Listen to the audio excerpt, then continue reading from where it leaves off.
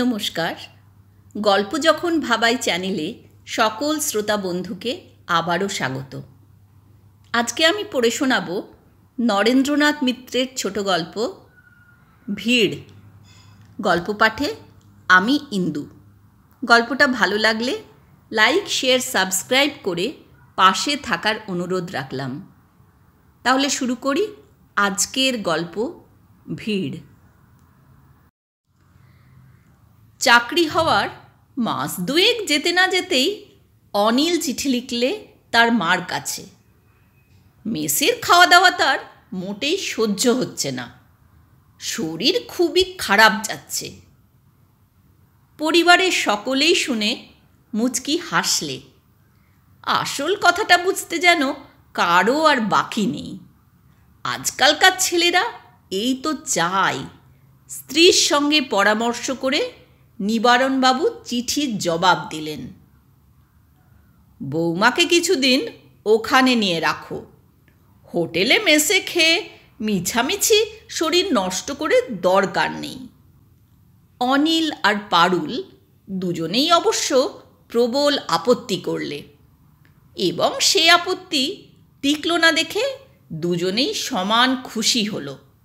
সত্যি এই তারা চেয়েছিল, একটু নিবিড় নিরালা কোণ, যেখানে মুখোমুখি বসে তারা দুদণ্ড কথা বলতে পারে, যেখানে আত্মীয় স্বজনের ভিড় নেই, গুরুজনদের অযাচিত উপদেশ আর শিশুদের কান্না কোলাহল, যেখানে কানকে এমন উৎপীড়িত করে তোলে না।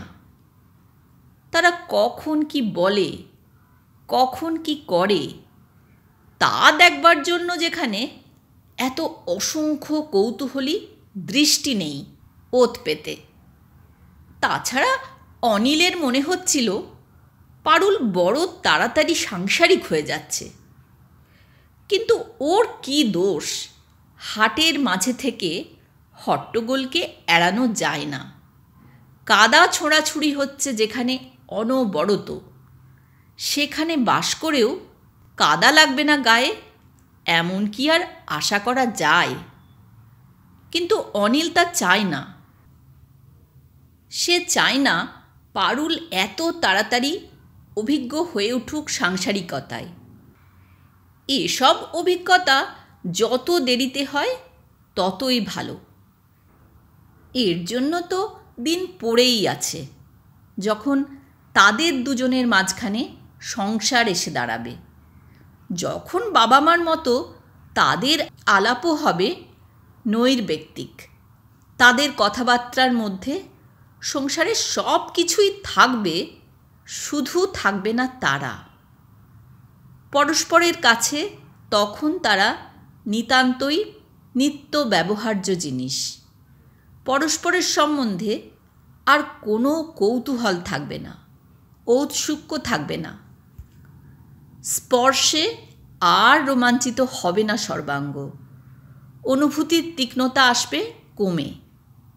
সেদিন আরও কিছুদিন দূরেই থাক না, এত তাড়াতাড়ি তাকে এনে টানা কেন?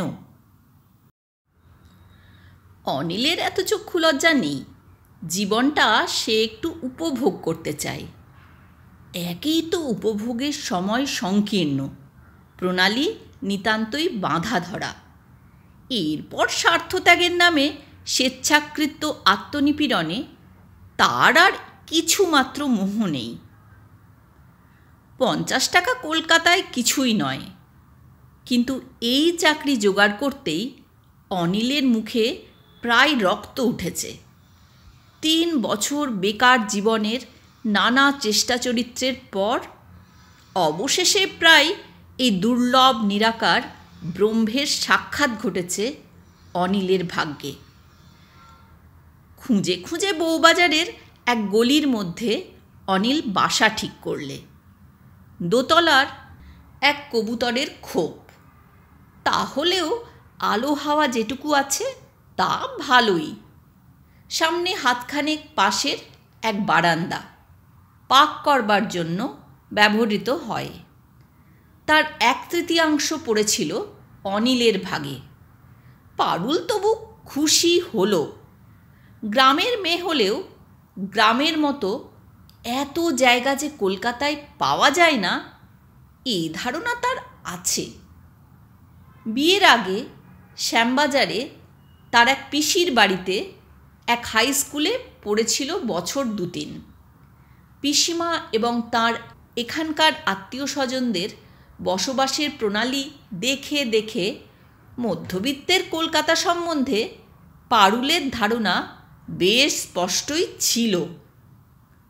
ঘর ছোট, তা হোক, ছোটই ভালো। খুব বড় একটা কিছু দিয়ে কি হবে?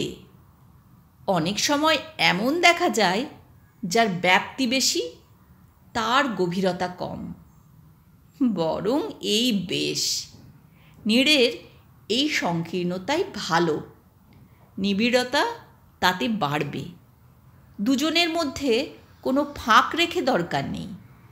চলাফেরার সময় যদি হাতে হাত ঠেকে গায়ে গায়ে ছোঁয়াছুঁই হয়ে যায়, সে তো চমৎকার।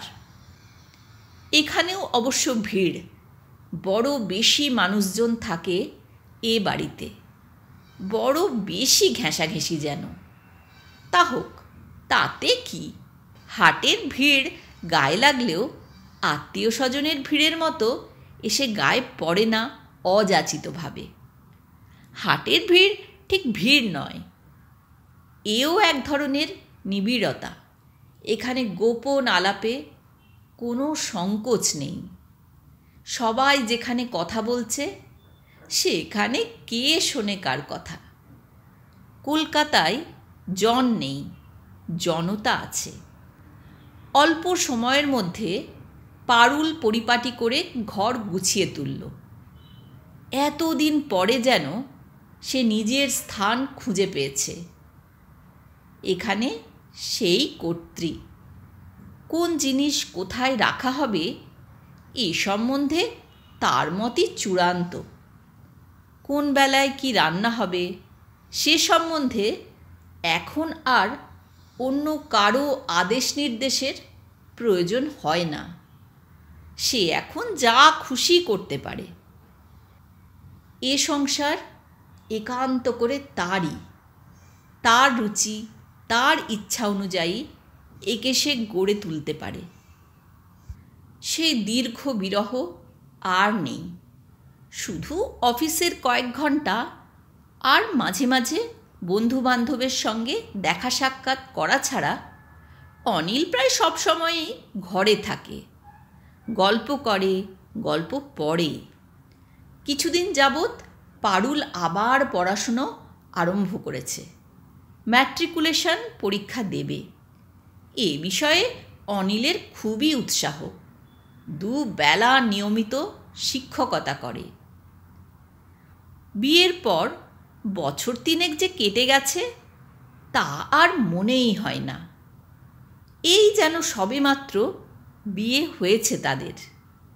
নতুন করে ফিরে এসেছে যেন সেই সব দিন।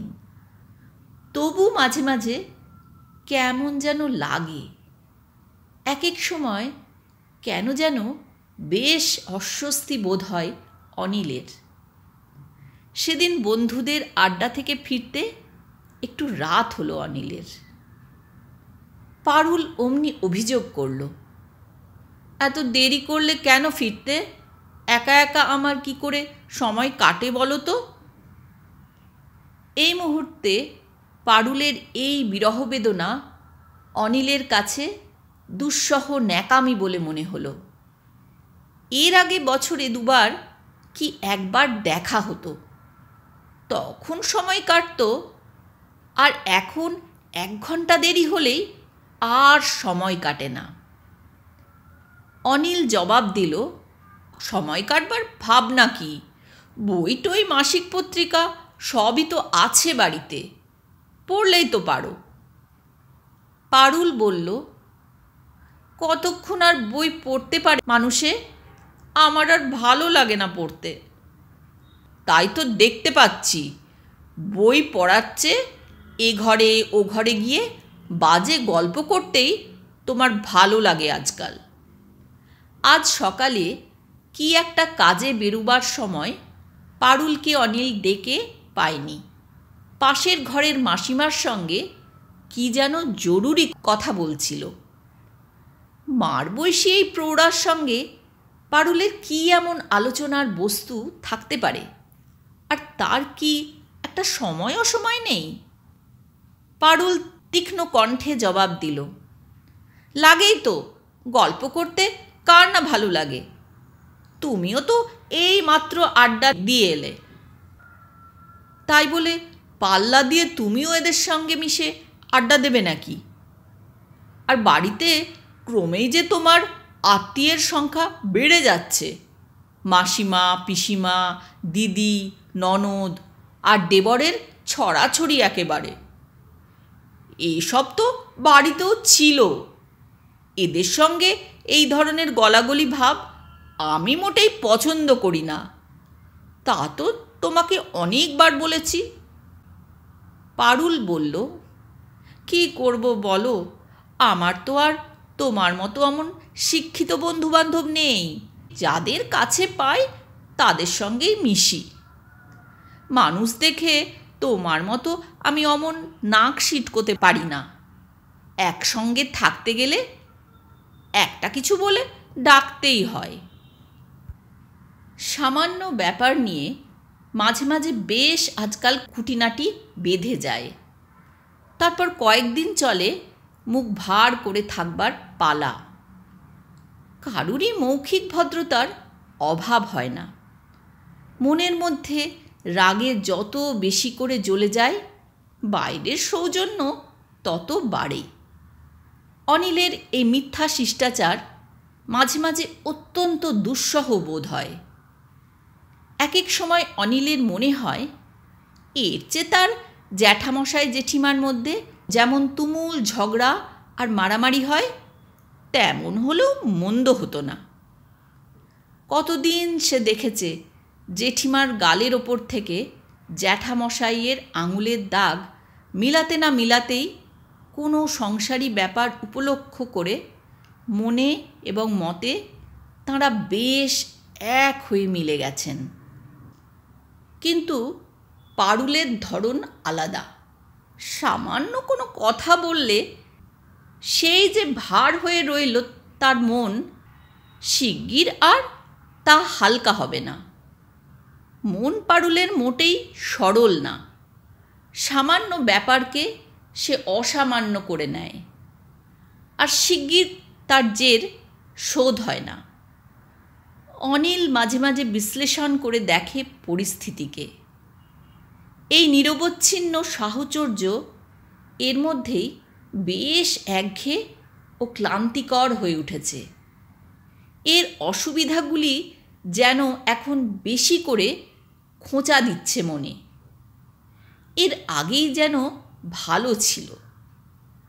দুজনের মধ্যে যথেষ্ট অন্তরাল ছিল, অস্পষ্টতা ছিল। পরস্পরের কাছে তারা এমন সুলভ হয়ে ওঠেনি, এমন খোলাখুলি নগ্নভাবে পরস্পরকে দেখতে হয়নি। অনিলের মনে হয়, এর চেয়ে চিঠির পারুলি অনেক ভালো ছিল। চিঠির মধ্যে পাওয়া যেত তার ভালো লাগা মুহূর্তগুলিকে। বিরহ ব্যাকুলতা তখন যথার্থ মনে হতো, দুঃখ দিত, কিন্তু সে দুঃখ পেতে ভালো লাগতো। সে দুঃখ ট্র্যাজেডির দুঃখের মতো উপভোগ্য ছিল। চিঠির পারুল সবখানি রক্তমাংসে ছিল না। অনিলের কল্পনারও স্থান ছিল তার মধ্যে। মনের মতো করে নানা রকমে অনিল তাকে কখনো গড়ত, কখনো ভাঙত। নিত্য ছিল তার নতুনত্ব। কিন্তু কাছে এনে দেখছে, এ কি, এ যে নিতান্তই স্থূল মাংসপিণ্ড। সেদিন শনিবার, অফিস একটু সকালেই ছুটি হয়ে গেছে। অনিল আর কোথাও দেরি না করে তাড়াতাড়ি বাসায় ফিরল। ইচ্ছা ছিল পারুলকে নিয়ে কোনো সিনেমায় যাবে। অনেক দিন একসঙ্গে সিনেমায় যায়নি, কিন্তু এসে দেখে পারুল বাসায় নেই। অনিল একটু বিস্মিত হলো। এখানে এসে একবার সে শুধু তার পিসিমার বাসায় গিয়েছিল, আর একবার কাদের বাসায় বেড়াতে গিয়েছিল তার এখানকার মাসিমার সাথে, কিন্তু কোনো দিনই তাকে না জানিয়ে যায়নি। আজ কোথায় গেল তাকে না বলে? আর শুধু না বলে নয়, তার কথা অমান্য করে। আজ যে তারা সিনেমায় যাবে এ কথা কদিন আগেই তো ঠিক হয়ে আছে, আর সিনেমার লোভও পারুলের যথেষ্ট। কিন্তু এমন কোন প্রলোভন আজ সে পেয়েছে যাতে সিনেমার এত বড় লোভনীয়তাও তার কাছে তুচ্ছ হয়ে গেছে? অনিল কিছুতেই তা ভেবে পেল না। একটু পরেই অবশ্য ব্যাপারটা বোঝা গেল। নিচের তলার একটি ছোট মেয়ে এসে ঘরের চাবি দিয়ে গেল অনিলকে। বলল, কাকাবাবু, কাকিমা বলে গেছেন আপনার খাবার ঢাকা রয়েছে টেবিলের নিচে। অনিল জিজ্ঞাসা করল, কিন্তু তোমার কাকিমা রয়েছেন কোথায় খুকি? ও, আপনি জানেন না বুঝি? ও ঘরের রাঙাদি আর বৌদির সঙ্গে কাকিমাও কালীঘাট বেড়াতে গেছে। সতুদা গেছে সঙ্গে। তার স্কুল আজ সকালেই ছুটি হয়ে গেছে কি না। কলকাতার দ্রষ্টব্য সব জিনিসই ঘুরে ঘুরে পারুলকে বহুবার অনিল দেখিয়েছে। কালীঘাটও একাধিকবার যেতে হয়েছে। তবু তাকে না জানিয়ে পারুল এভাবে ছুটে গেল কেন? যা অনিল পছন্দ করে না তাই। ওদের সঙ্গে মেশা তার চাই। সঙ্গের জন্য এত কাঙাল হয়ে উঠেছে পারুল। দল তার একটা চাই। সে তৃষ্ণা অনিল একা কী করে মেটাবে? অনিলের মনে হলো যে ভিড়কে তারা এড়াতে চেয়েছিল সেই ভিড়ই তাদের এসে আবার ঘিরে ধরেছে। এই হয়তো স্বাভাবিক। শুধু দুজনেই বোধহয় সত্যিই বাঁচা যায় না, আরও বহু জনের দরকার হয়। এতক্ষণ শুনছিলেন আজকের গল্প ভিড়।